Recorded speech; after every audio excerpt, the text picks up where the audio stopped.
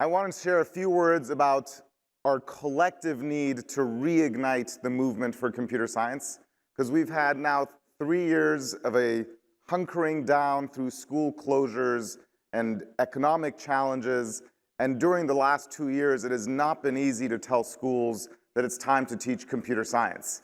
Almost anybody doing this work has been like, yeah, we want to do that, but we also need to figure out how to deal with COVID and masks and school closures and Zoom and all these other things. And now as this new school year begins, for all of us that care about the movement for growing computer science in schools, one of our top challenges is to make sure administrators, leaders, school leaders, teachers, classrooms reignite the interest in teaching computer science in every school and to every child. And this is not easy because schools still have so many challenges, just trying to reopen, dealing with teacher shortages, and getting the system back going again.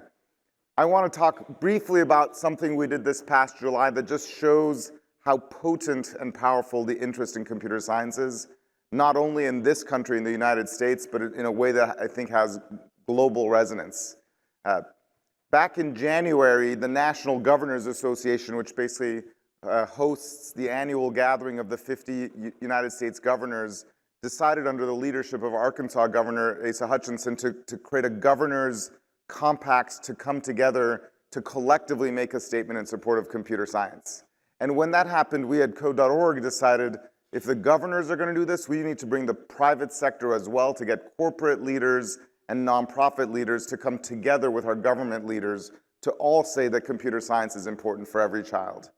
And I started recruiting folks from the tech companies, and so we eventually and unsurprisingly got the leaders of the largest tech companies, whether it's Apple, Microsoft, Google, Amazon, Facebook, and many, many, many other technology companies to all collectively sign a statement. But what was most unique was what we came together when this finally launched was not only the technology companies, but the largest companies in every single sector of industry, whether it's the largest airlines, the largest phone companies, coffee companies like Starbucks, shoe companies like Nike, Walgreens, UPS, Walmart, you name it, all came together behind the idea that computer science needs to be part of the curriculum. And not only did these employers representing millions and millions of jobs agree to come behind this, nonprofits and nonprofit leaders from the College Board to Khan Academy, and also the 2 largest teacher unions in the country came behind the same statement. And then the next day, 50 governors, 45 state governors, plus 5 territories collectively also signed a statement basically saying that in the United States, we need to move to a world where computer science is available and every student in every school has the opportunity to learn computer science. And this collective coming together of business leaders, nonprofit leaders, government leaders, when you see billionaires and unions coming together, tech companies who are competitors coming together, and groups from every walk of life, and then Democrat and Republican governors coming together, we showed that computer science is important, and we also showed that the United States of America can act united on an issue that is important to our future. And what happened is not only did we make this statement, every one of these CEOs then tweeted this statement, creating a global awareness. And all around the world, other people said, why isn't our country doing this too? And this shows that the movement to teach computer science is important, and it's important globally. It is something we all care about here. And as we think about basically the bounce back after the pandemic, it's on all of us to share that excitement and to reignite interest in this movement. The computer science education movement did not have its best last 2 years. It's been hard because almost everything in education didn't have its best last 2 years.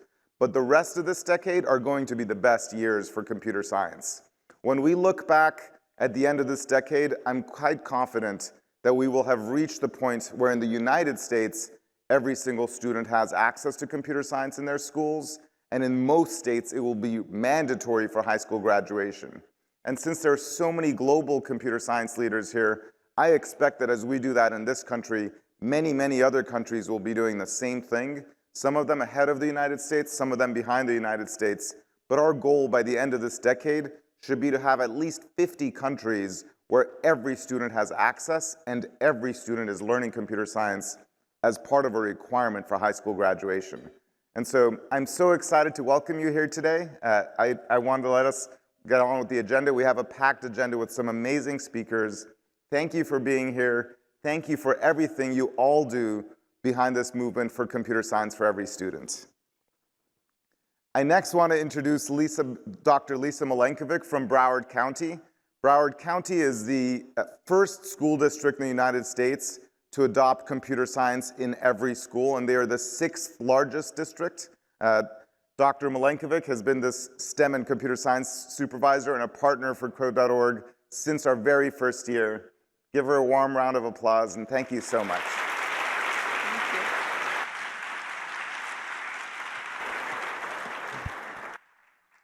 I want to welcome you to, thank you, first of all, and good morning. I am the supervisor of STEM and computer science in the Applied Learning Department with all the other electives. But we're more than an elective in computer science, and I'll share a little bit of information about that. Broward County Public Schools is the nation's 6th largest district. And through partnerships, both internal within the district, large district, and external, we have grown computer science from 66 students that took the AP test in 2012, and very unsuccessful failure of an NSF proposal to try to bring computer science across the whole district, to a community-wide culture shift that now supports computer science for all. And thanks in a big part, to the partnership in 2013 of Code.org coming to our district and kind of saying that they wanted to do everything that the failure of an NSF proposal was going to do, and more. And then internal collaboration across many departments in Broward schools through CTE and learning departments, and IT and a bunch of different departments have worked on this, and our schools itself, getting the administration on board, and the community with our STEM ecosystem and our business community, who volunteers for Hour of Code and along with other days in the classroom, and have hackathons and enrichment activities so students know how they can apply their computer science. We have reached thousands of teachers now, and their students. And I think yesterday when we looked in Tableau, we found out that we were reaching more than 100,000 students have been reached by our teachers over the years.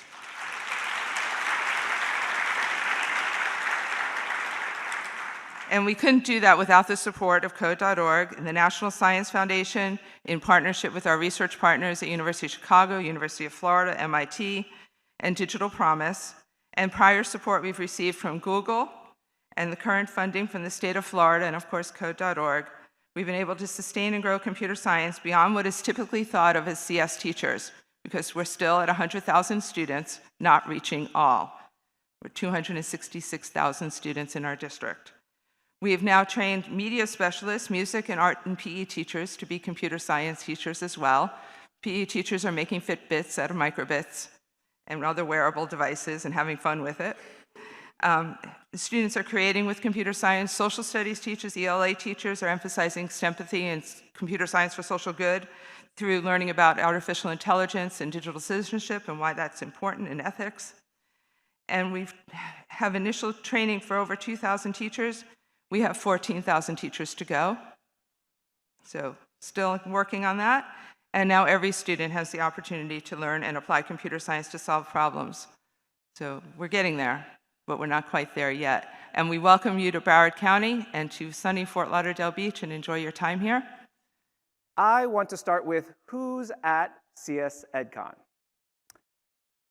We have 350 participants this year.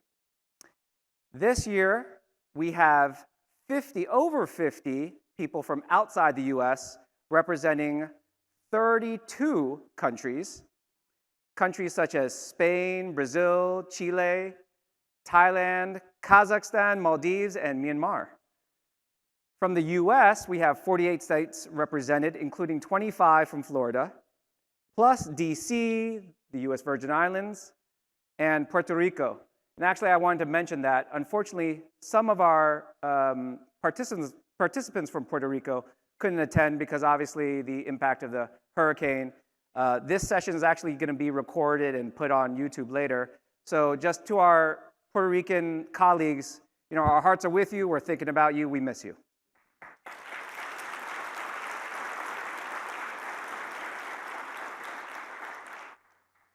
So many people here are involved in leading district, regional, state, or national initiatives. What we brought together at CSEdCon are really the movers and shakers all around the world in terms of computer science education. There are over 200 CEOs, directors, vice presidents, principals, superintendents, and 150 state education agency staff, local education agency staff, regional staff, researchers, leaders of nonprofits, and industry representatives. The most special thing about CSEdCon are the people. And so I want to start out by talking about some of these people and introducing them. They don't know that their pictures are about to show up on these slides. So we'll start out with Zelmira May. Zelmira is an education specialist for UNESCO, and she'll be moderating a panel on computer science efforts around the world. Alan Antoine is the Associate Director for Mathematics and Computer Science at the Rice University Office of STEM Engagement. Antoine will be leading a conversation session on how to increase the participation of Black teachers and students. Lauren Margello is an Associate Professor at Georgia State. Lauren's going to talk about how to teach CS to all pre-service education students, pre-service education teachers. Shauna Young is the Executive Director for the Scratch Foundation. You all have heard of Scratch, right? She's the Executive Director for the Scratch Foundation, and we'll be talking about emerging tech trends and innovations in computer science. Pakorn Wonganudrot is the Associate Director of Technology and Innovation at Axorn in Thailand. Pakorn is the person to talk to if you're going to be training thousands of teachers over the next couple of years, because they've done that in Thailand. In Thailand, if you don't know, they require computer science every single year, every single grade. And Pakorn had to lead that effort to train all those teachers.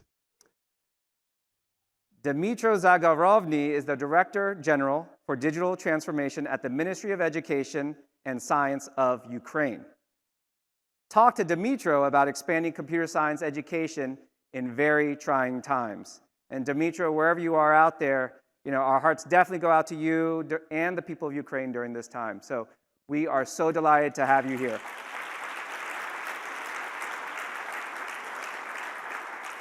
Dmytro will actually be speaking a little bit about the work in Ukraine tomorrow. Ade Ajayi is the Global Coordinator for Africa Code Week, and we'll be talking about raising awareness for computer science across the continent. Diana Gelhaus is a research fellow at the Center for Security and Emerging Technology at Georgetown University, and we'll be talking about the workforce and education landscape for AI and cybersecurity. Kathy Deerenwater is the Chief Program Officer for the American Indian Science and Engineering Society, and we'll be talking about CS education for indigenous learners.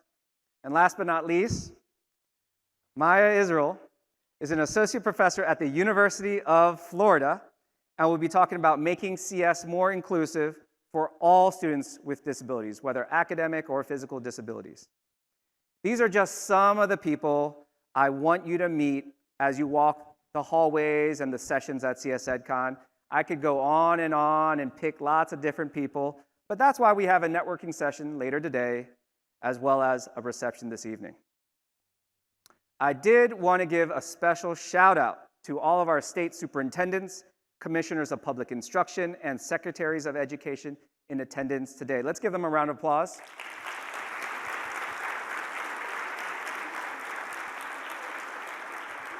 Getting 12 state chiefs on stage for any issue, let alone computer science, is a very special thing. We are delighted to have you all here today. Now, I'd like to introduce you to Sean Roberts, Code.org's Vice President of Government Affairs. Sean. Thanks. Thank you, Pat, and welcome to the State of Computer Science. I am so glad that this report is here this year. It's really a foundational part of what we do at code.org, and we're grateful for the partners we have in supporting us. I'm going to actually ask you to do something a little bit different from maybe other talks you're at, and please take out your phones. You can take them out, both because we're going to need them here in just a few moments, but also there's like 30% chance I might fall off the end of the stage with the lights here, and that would make a great TikTok, so feel free to take them out for that. Also, as you're taking pictures, feel free. I'll give you a couple poses here to get started. This is me making a real salient point on the state of computer science.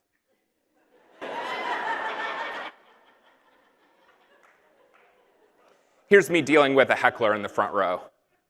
All right.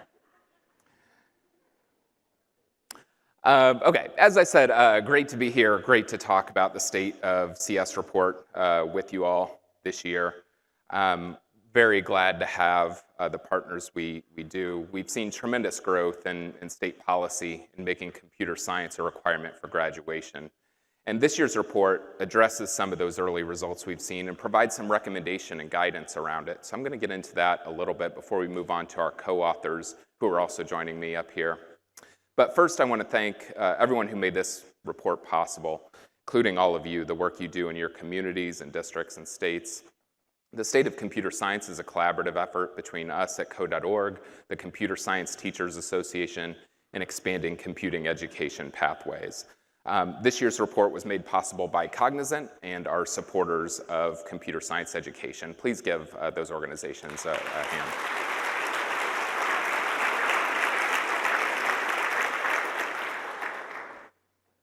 This is the 6th year of the State of CS report, and one of the things we wanted to do is take a step back and reframe the foundational nature of computer science. Looking back, we've come an extremely long way in the past 5 years. So in 2017, just 7 states across the US had standards for computer science education. Just 7. 5 years later, 43 states have standards for computer science education.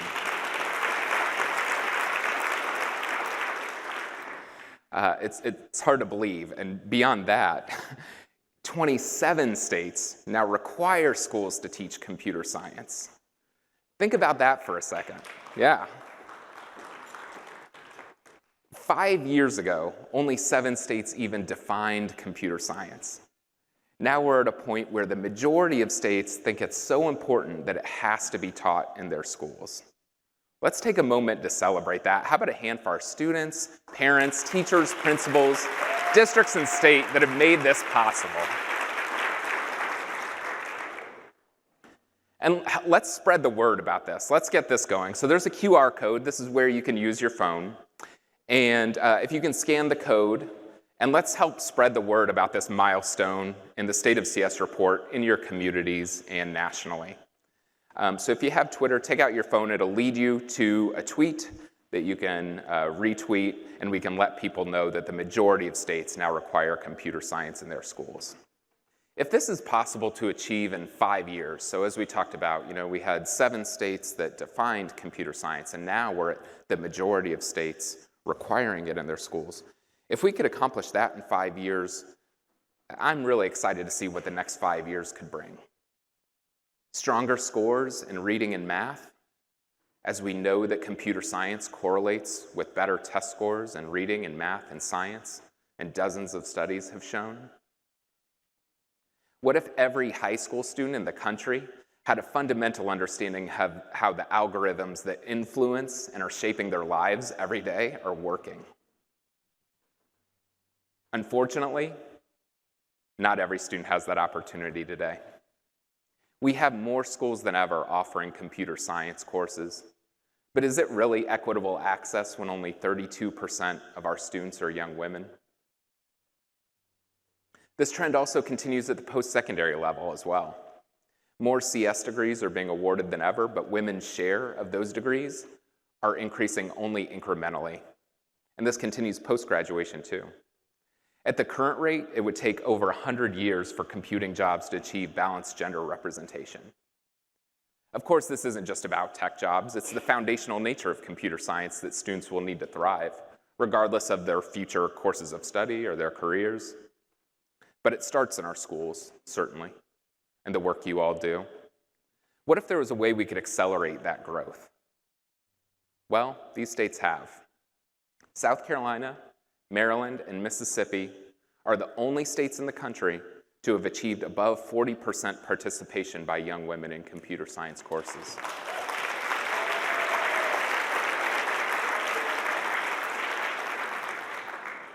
How have they done that? Well, you might guess they each have some form of requirement for computer science. Maryland and Mississippi have computer science or technology requirements, and most of those courses, above 90% of those courses, are computer science. South Carolina instituted their graduation requirement and had more young women take a computer science course this year than North Carolina, Florida, Alabama, and Georgia combined. There are about the same number of young women taking a computer science course this year in South Carolina than there are in the entire state of Texas. Texas is a population of about 30 million. South Carolina is about 5 million.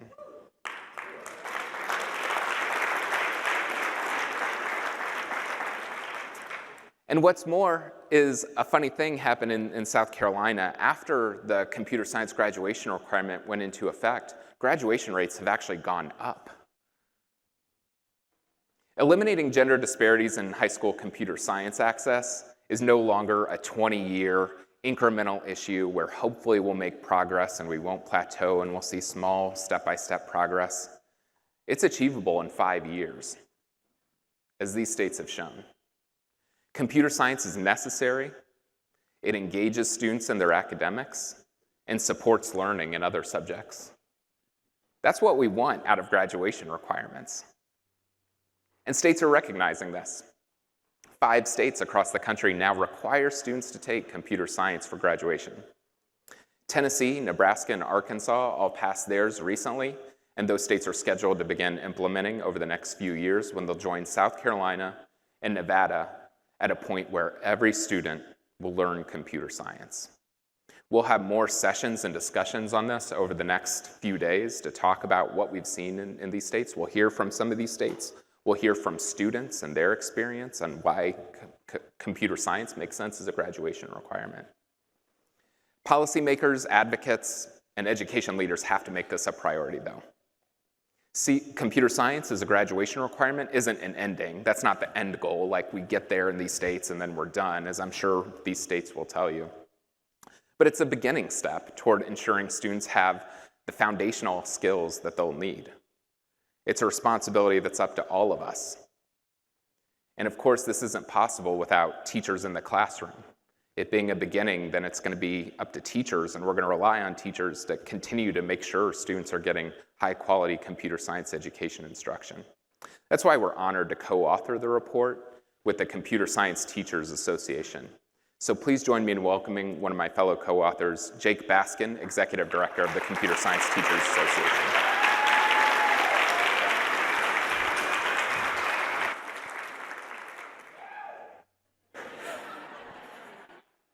I owe someone a drink tonight. Thanks, Sean. Thanks for setting the stage for that and welcoming me on stage. And before I jump in, I want to just take a second and give a shout out to past CSTA board member Janice Mack. Although her term on the board just came to an end in July, she's continued to serve our organization by leading our contributions to this report over the last several months. So I just want to say a huge thank you to Janice for all of your work on this report. Let's give her a round of applause.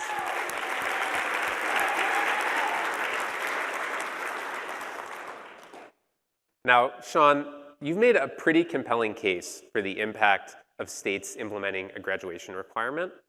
It's really clear to me from the data that you've shown and what we see in the report that these states have seen a dramatic shift in who takes at least one computer science course, and especially a shift in how young women and non-binary students engage in CS. But before everyone in this room walks away thinking this is going to be easy, I'll just make a CS graduation requirement next year, I want to take a moment and recognize that none of these changes would be possible without one key group: the amazing computer science teachers that bring these courses to life.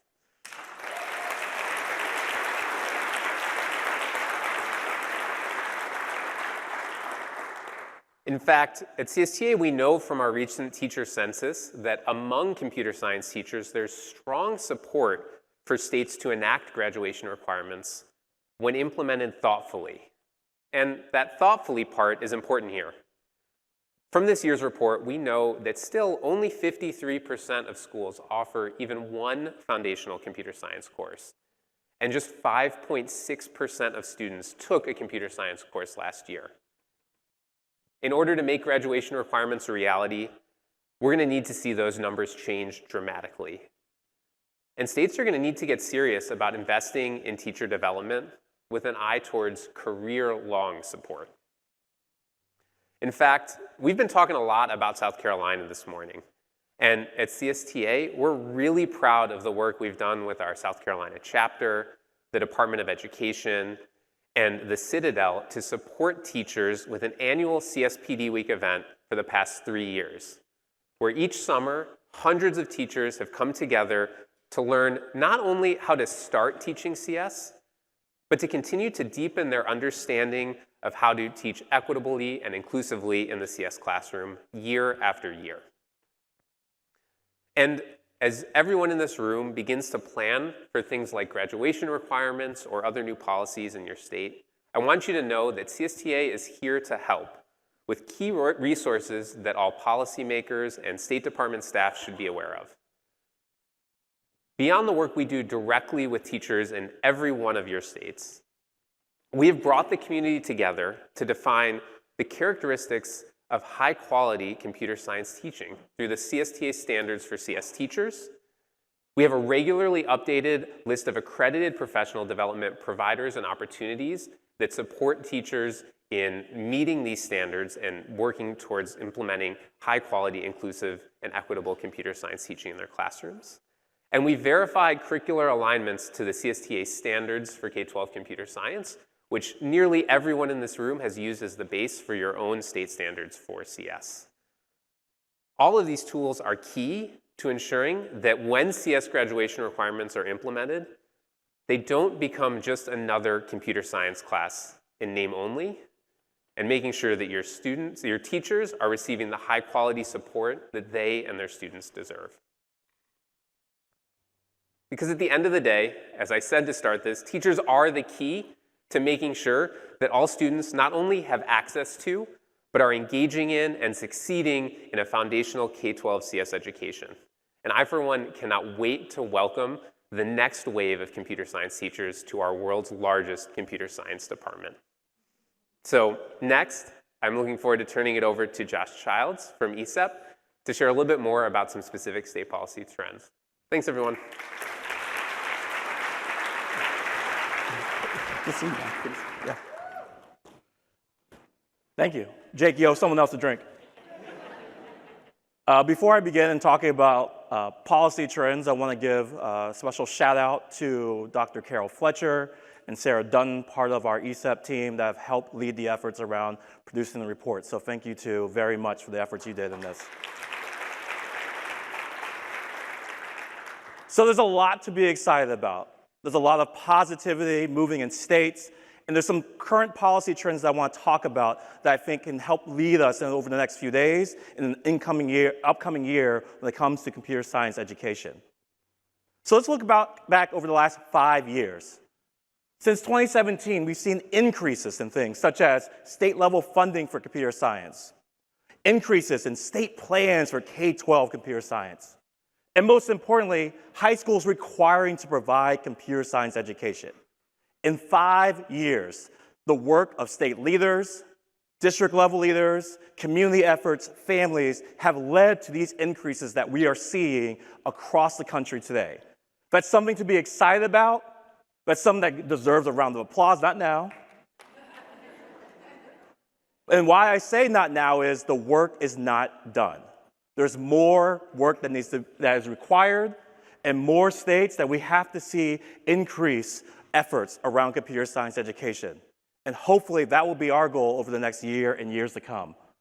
So I want to highlight 2 states. Kentucky, for one. Kentucky, are you in the house? There we go. I'm sorry. Not in the house, in Pat's house. My apologies, in Pat's house. So Kentucky, centering equity.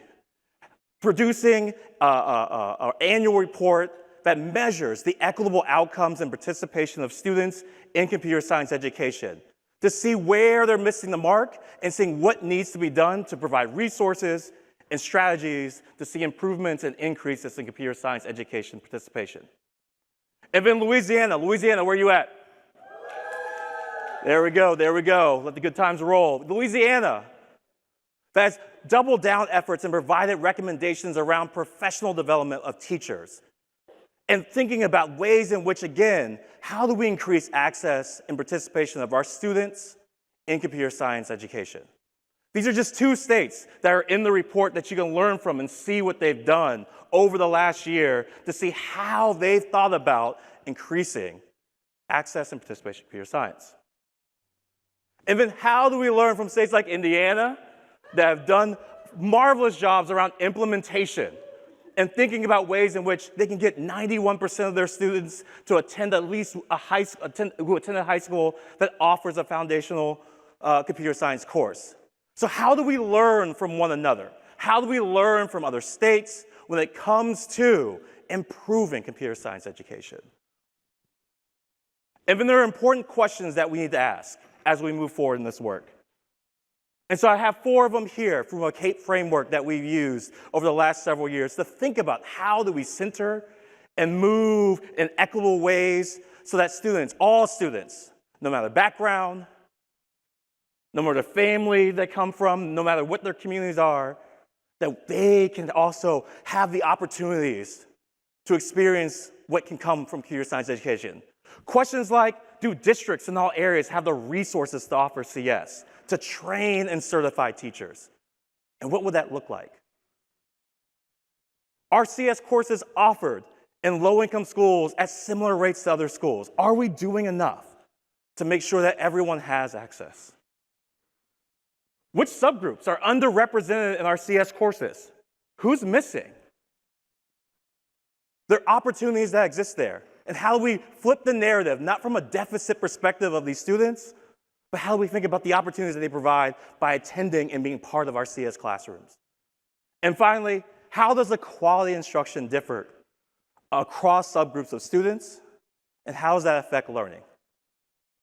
And speaking from a state-level perspective, how do we equip and empower our state leaders that sit in our state houses or state departments of education to continue to support and dive in and provide resources around CS education? There's a lot to be excited about, and there's also a lot more work to do, and I hope you'll join all of us in helping move this work forward. Thank you.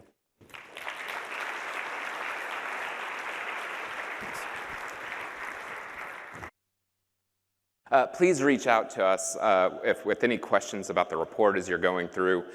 Thank you for your support of computer science. Please share the report far and wide. Hard copies are available. If you didn't get one already, hard copies are available out by registration, so please pick one up if you haven't received one. This year's report reflects continued progress in computer science education through the work and support of teachers, as we heard from Jake, and in advancing state policies, as we heard from Josh. It also provides us with a sobering reminder of how far we have to go. But thanks to the leading states in computer science, we know that our shared vision of every student in every school having the opportunity to learn computer science is not wishful thinking decades from now. We do, however, have to act on that opportunity, and that time is now. Thank you all. I want to introduce to the stage Dr. Christina Grant, the State Superintendent of Education for Washington, D.C. Good morning. Oh, we can do better than that. Good morning. It's too many educators in the room to not have a good morning. I bring you greetings from the nation's capital, Washington, D.C. I'm geeked out to be here because it is always a joy as a state chief to be able to celebrate one of your schools. And there's an amazing story that I hope you hear more about this school. But the joy of my morning is to tell you about one of my students. And so Karan Owens has attended DC public schools his entire life. He's an honor roll student. He's one of 540 scholars from Southeast DC who has chosen to enroll in a public charter school, Digital Pioneers Academy. Remember that name, funders in the room, remember that name. Anyone who wants to move to DC, remember that name. But the important part of the school is that it is explicitly focused on computer science and computer science education. Karan and his classmates are by design pioneers. They embody the spirit of the school, the spirit of our values in Washington, D.C., and they are forging a path for computer science education that will transform their futures, transform our district, and transform the world. Digital Pioneers Academy is unapologetically committed to ensuring our students are prepared for college, that they are grounded in high-quality instructions in computer science, and that they receive an entire whole-rounded education for all of their students. Please join me, send him a lot of love. This is very hard for adults to do, and so one could imagine that he may be a little nervous, but please welcome to the stage Digital Pioneers Academy's founding scholar, Karan Owens. You got this!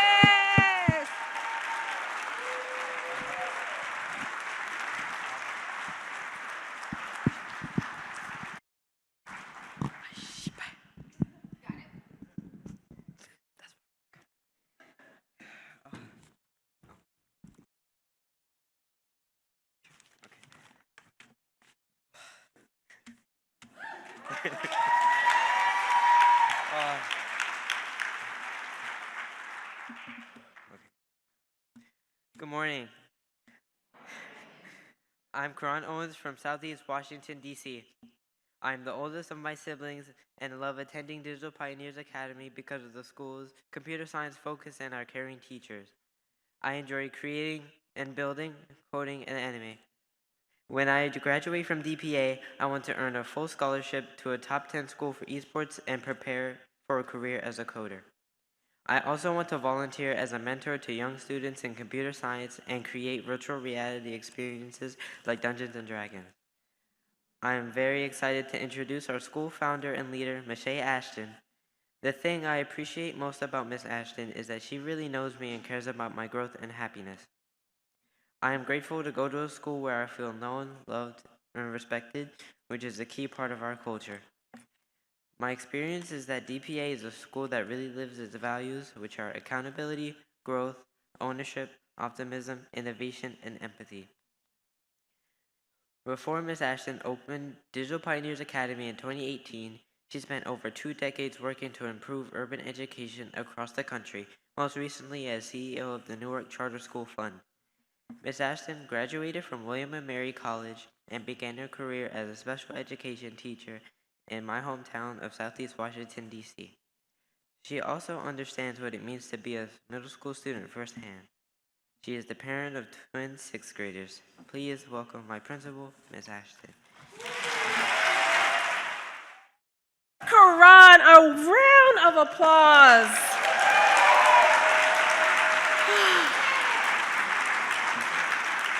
My heart is so warm. Thank you, Karan. Good morning, everyone. I am so excited to be here at CSEdCon and to get this opportunity to speak to a room full of educators and policy leaders who share my passion for computer science and education. At my school, we send snaps if something I say resonates with you. If I start struggling up here, you can send me some magic. I'll take all the magic, all the snaps. My journey to founding a computer science-focused school began way back when I was growing up in New Jersey. I met my New Jersey people. I think they were back here. Woohoo! Any Eagles fans? Fly, Eagles, fly. Woohoo! Okay, so I'm focused. All right. So, one of the pivotal moments in my life happened in a small conference room at my elementary school.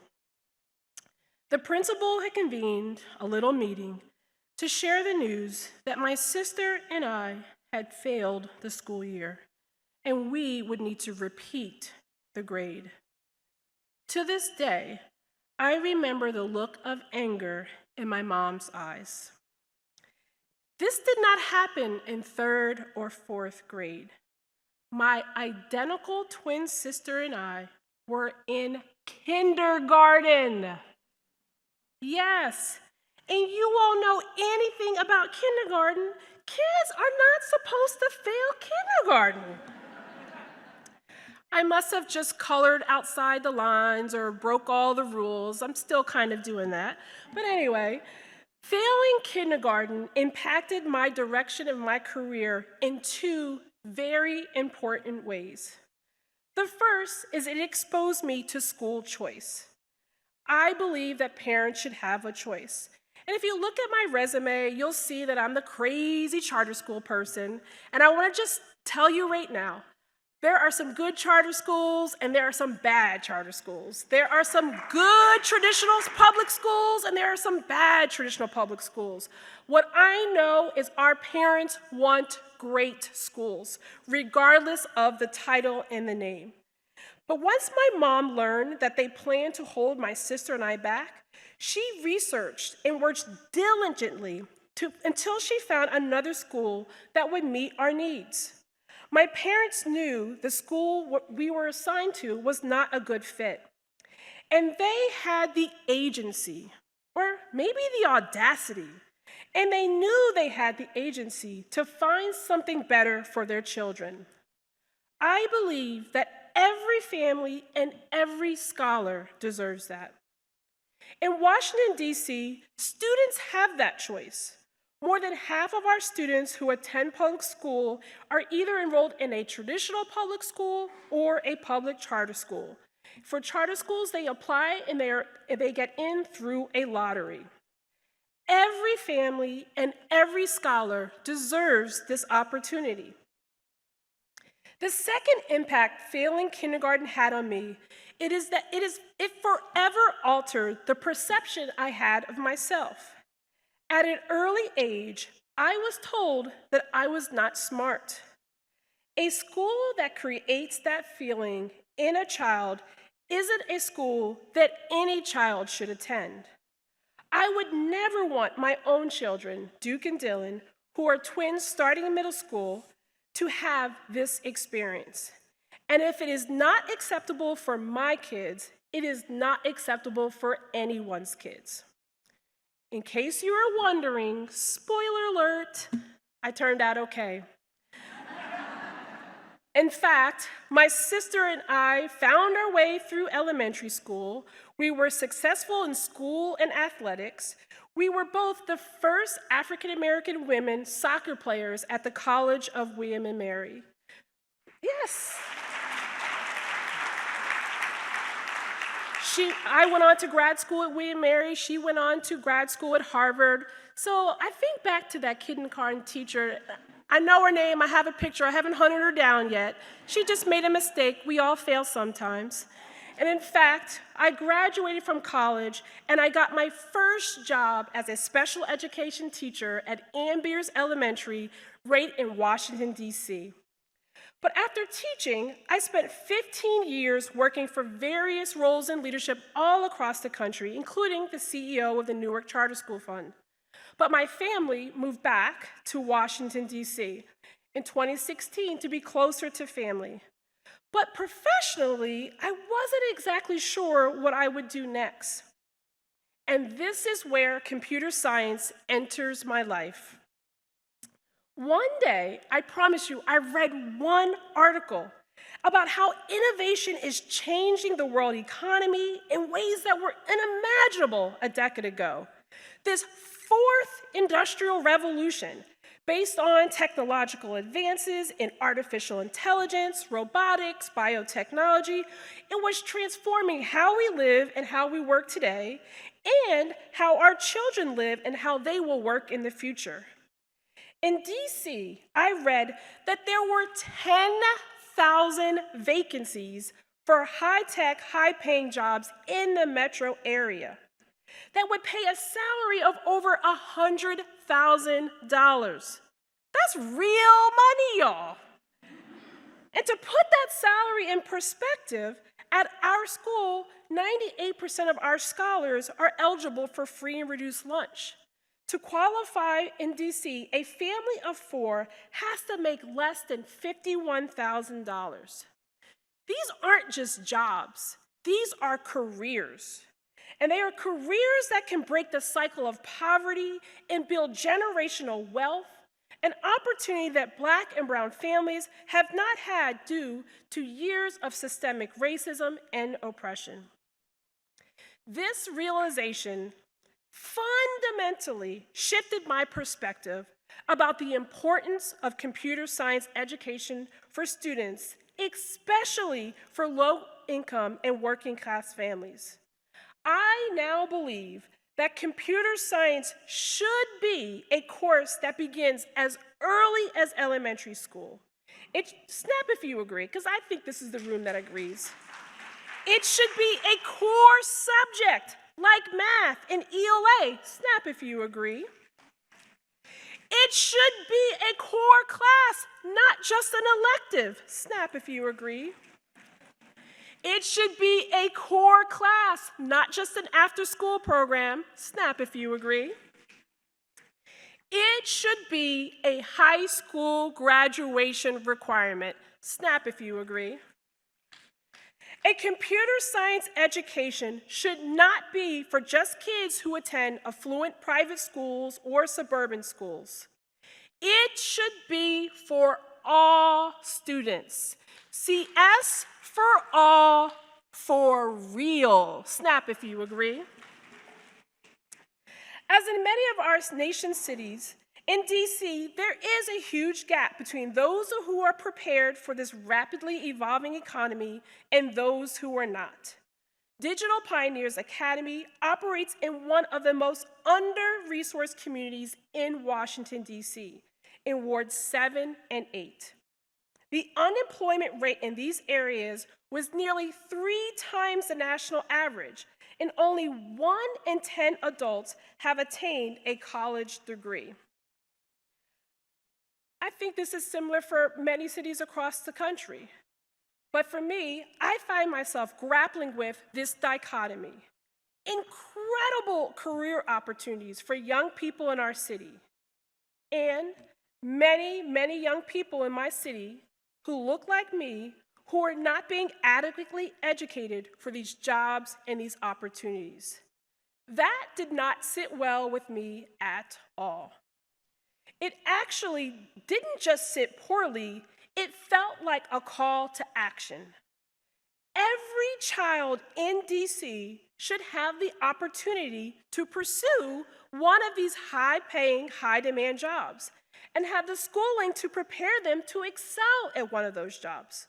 So what was I going to do about it? I thought back to my own experience. My parents were able to find the right school for my sister and I to excel and to be prepared to do whatever career we hope to pursue. Every parent should have the ability to do that for their child. Snap if you agree. Okay, so here I was. It was 2017, and the idea for Digital Pioneers Academy was born.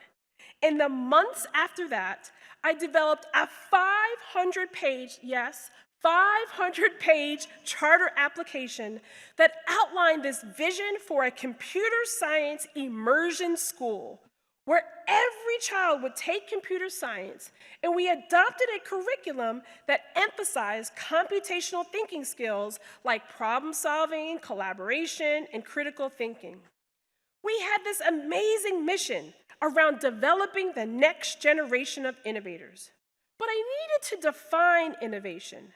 We came up with this: innovators think thoughtfully, creatively, and critically about solving complex problems.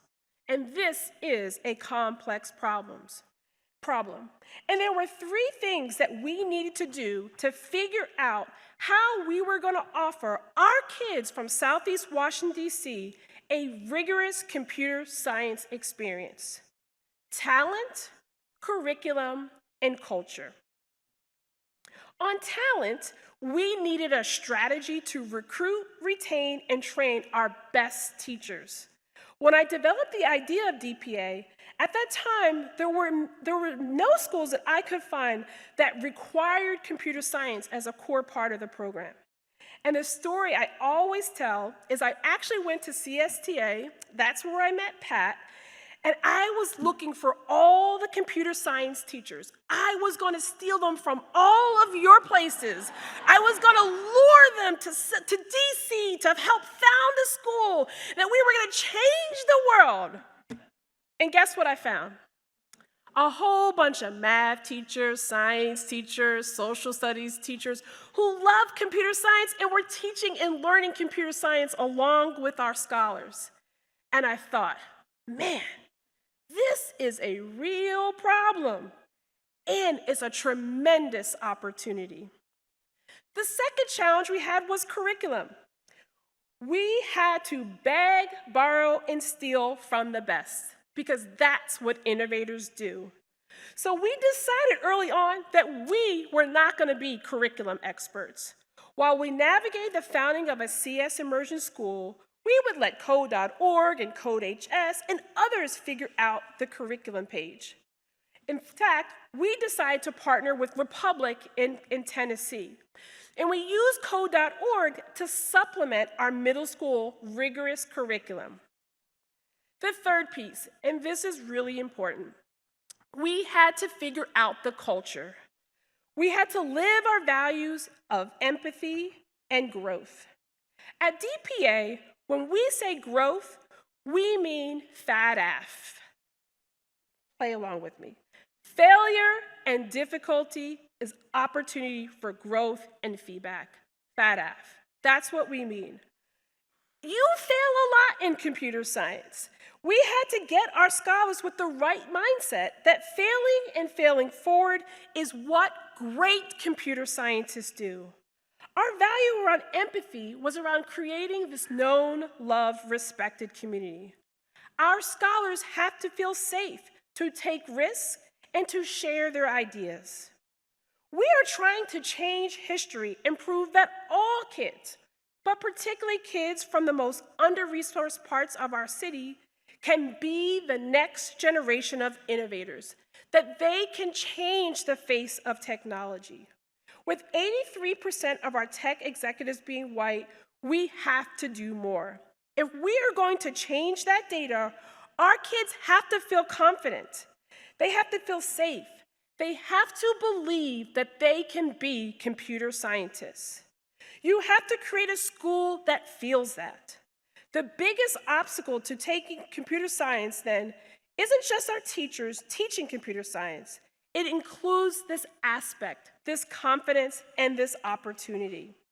Students have to believe that they can have these jobs. This goes for students of color, women, students in rural communities, and under-resourced communities, everyone. A school that focuses on computer science tries to bridge all of these gaps.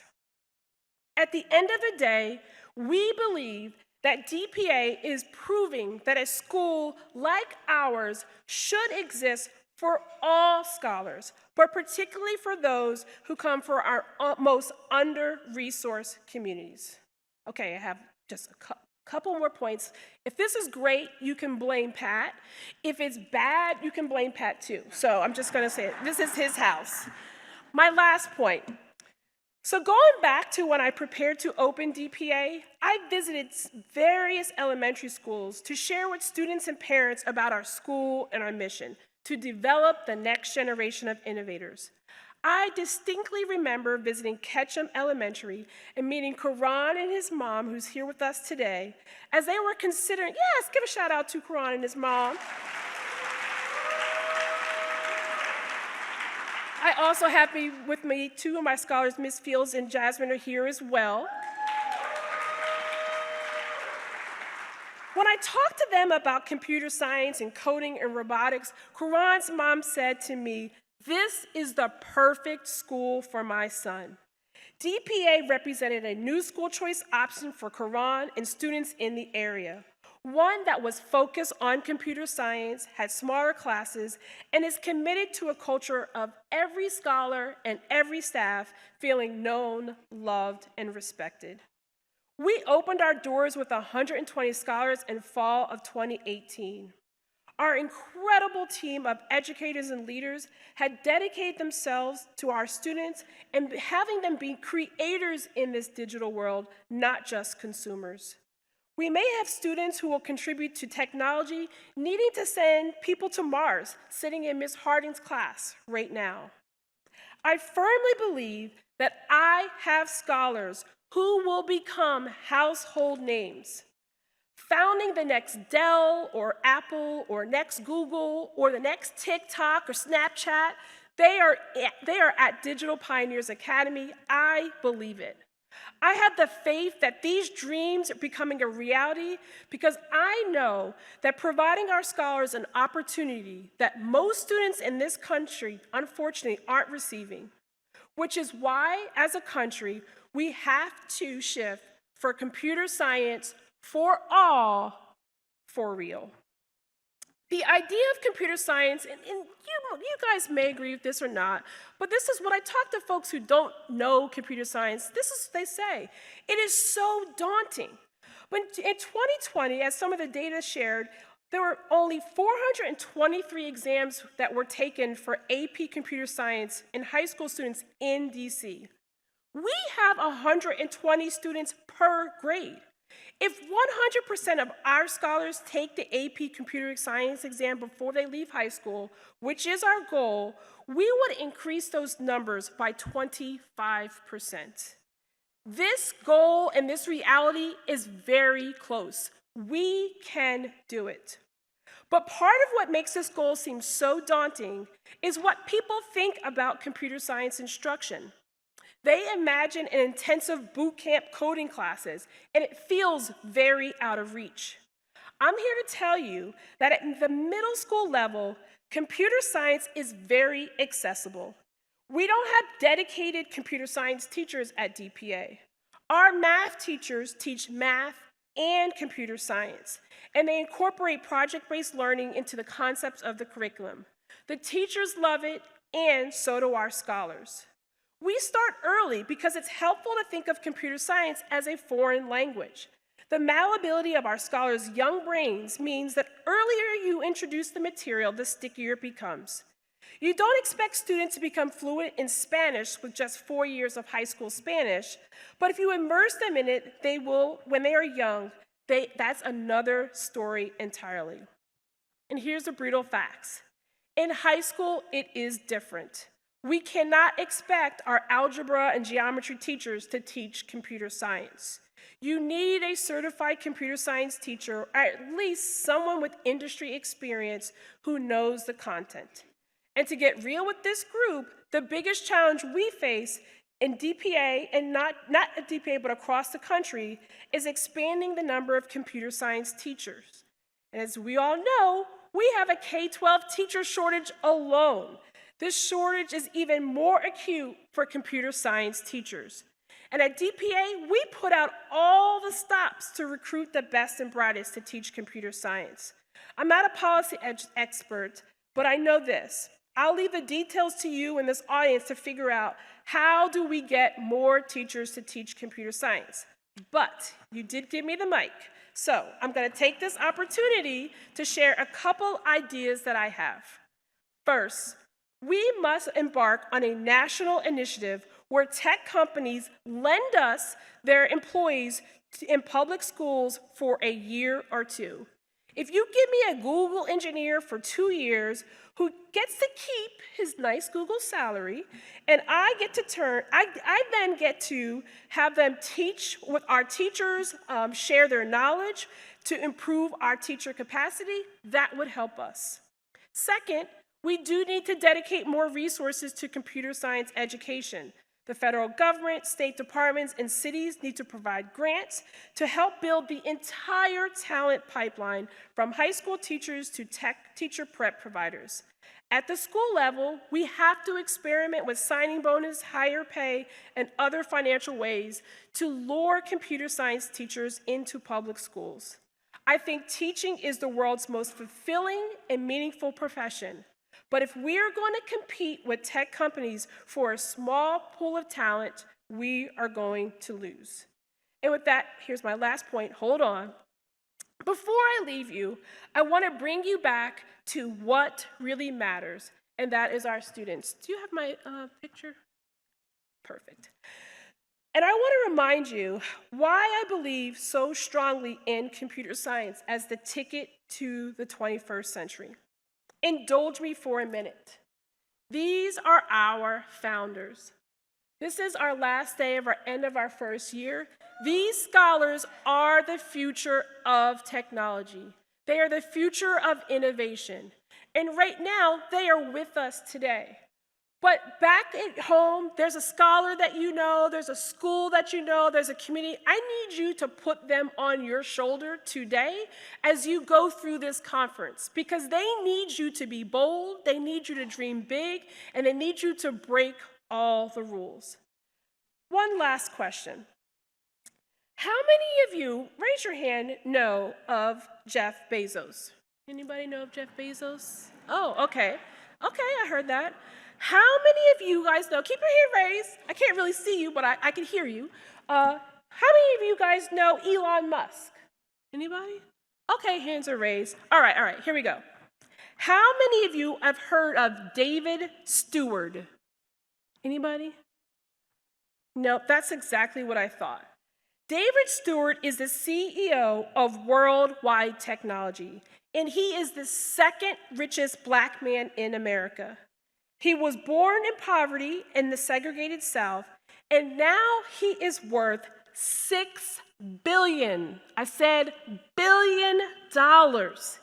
He should be a household name, and yet, as I just proved, he wasn't. I want students like Karan to become a world-class coder. I want students like Jasmine to develop advances in space travel. I want students like Shemaya Ballard to be Forbes 30 under 30. And at Digital Pioneers Academy, you will find classrooms where teachers they're not speaking at the podium like me. Thanks for indulging me.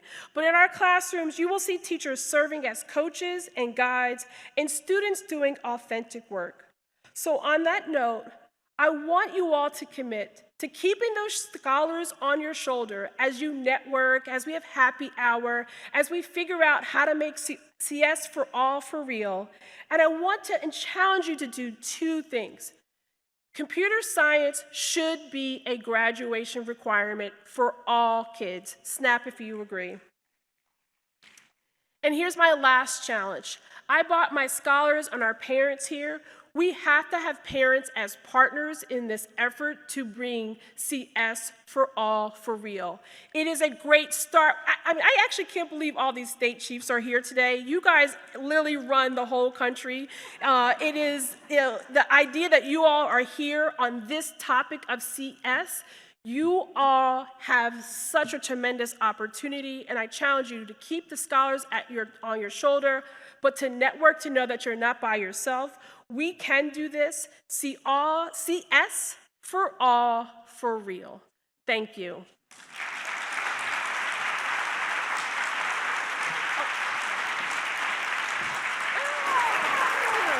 Thank you. Thank you. That was awesome. We're gonna take some questions. Yeah. Oh, look at that.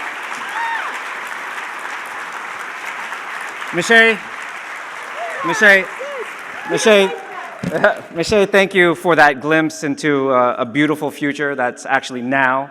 We hope that there are more schools like Digital Pioneers Academy, there are more kids like Jasmine and Karan, more parents like their parents who chose to send their schools to Digital Pioneers Academy, and obviously more folks like you. We have some time for a couple questions. We have some mic runners. So if you have a question about what it looks like for all students to learn computer science year after year after year, please ask a question. And unfortunately, the lights are right in my eyes. But if our mic runners could put their hands up, and if you have a question, you can put your hand up. When you have a question, please just quickly introduce yourself and then ask your question. Hi, Becky Ash from Tennessee. and what a wonderful idea and culture you've created. I wonder if you could mind read for just a moment with your teachers for us. How do you think they would describe their biggest challenge at working at a school like that, and what are some of the things that you've done to help them address those? Great question. So let's keep it real. Running schools and being a teacher is hard work. It is hard work pre-pandemic, and it is even tougher post-pandemic. I actually serve as the principal now, and I ask this question to our teachers all the time. I would actually say the biggest challenge is ongoing professional development specifically related to CS.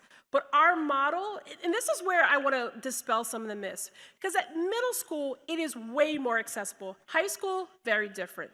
Our teachers collaborate, but what we tell them at the middle school level is it's project-based. As long as you do the project before the kids, you can fail forward with them. So it's a learning experience that you don't have to be the expert at. And that mentality and mindset, our teachers really address. And I think it makes it easier. The second thing that makes it easier is they are collaborating. What I have found is that CS teachers doing it by themselves is what makes it really hard. At our middle school level, they collaborate across the grade. So it's like, wait, how did you figure this out? I remember our first year, a teacher, she was running around the building. She's like, how do I unlock this code? And she was so frustrated. She went to teachers. She actually went to the kids, and they figured it out. So I think it's the mindset of collaboration, not doing it by yourself. But teaching is really hard. I think the obstacle for maybe for others is actually making sure that there is time and space to plan. These are all like regular teacher challenges. Time and space to plan and to collaborate. I think if I could shut the school down for a week and say you have time to collaborate, plan, and talk to other people, that would give our teachers a huge boost of confidence and time and really get them to be excited to teach and tackle the curriculum. But, teaching is hard. Kids bring I know this. Parents send their very best kids to us. They really do. And some days, it's a lot tougher. So I personally don't think teaching computer science is not the challenge. Just general teaching is a challenge. Thank you, Mashea. Yep. We have time for one more question out there. Is there another question out there? I can't see. I just see two bright lights. I hear voices. Okay. Right over here. Okay. One more question. Yes. My name is Ben. I come from Sioux Falls, South Dakota, and so upper Midwest, right? I'm an informal science educator, and so I go out to the classroom and talk to kids about science. But how do you keep your teachers engaged with that sort of community? You said that a Google engineer should loan you or Google send an engineer for a couple of years at a time, right? But how do you keep your teachers engaged with the people that are coding other than watching videos that they might produce for online content? So if I hear this right, you're saying that they have access, but they may not actually feel authentically engaged and passionate and committed. Is that right? Yeah. I think for us, at our school, we always communicate the why. If the why for us is about being unapologetic college prep and computer science. And for us, computer science is about, we want our scholars to have the technical skills. We want them to create apps and games and websites and do all the things that coders do. And we want them to have the computational thinking skills around problem solving, communication, and collaboration. And so I think when you explain, for us, doing the curriculum, doing our work isn't just about, okay, teach computer science because it's a requirement. It's because we want our scholars to be on the path to college and career. And these are the skills that are literally going to break the cycle of poverty. They're going to allow our scholars to be their very best, whatever it is. And again, one more thing. I interviewed 100 high school kids before I opened the school. And what they said to me is, yeah, we hear you on those high-paying, high-demand jobs. We want those too. But we want to do what we want to do. We want to be a doctor, a lawyer, a veterinarian. And so I think for us as educators, we have to explain the why. We have to make the connection that these are skills that you are going to need regardless of any passion, any career you have. And I think for our educators, when we are throwing so much at them. I mean, and I'm guilty of it as well. It's like, you got to do attendance, you got to call the parents, you got to do the sunshine heat calls, you got to teach computer science. I think for us, we always want to be grounded in our why. We want to listen, to show empathy, to be able to support them. But at the end of the day, it's about being unapologetic in your why, being unapologetic around what it means for kids. And it's not just computer science because it's a high school requirement, although it should be. It is because we want our kids to have access to college and career and opportunities. Let's give a round of applause to Mashea. Mashea, thank you. That was awesome.